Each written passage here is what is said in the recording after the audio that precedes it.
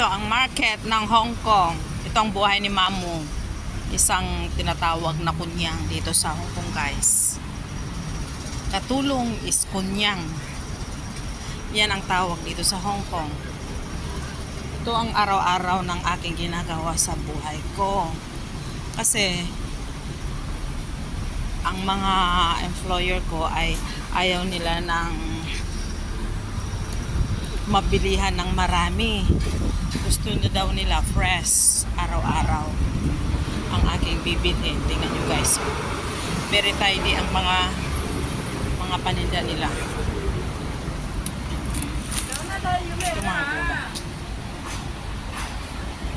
May tinda pa para sa mga toilet, sa mga paisan naman. Guys, buhay dito sa Hong Kong. Sobrang init ngayon, guys.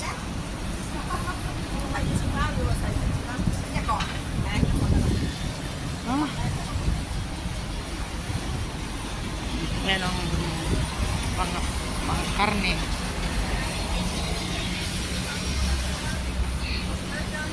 Bibili ako ngayon ng madali ang pagkain, ulam namin kasi hindi kakain si Silo dito sa amin. Tingnan nyo, guys, ang mga pagkain, ang mga ulam.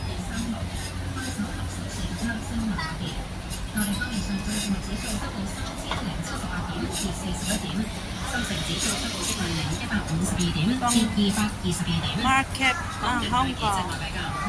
Hello, guys, see you next time.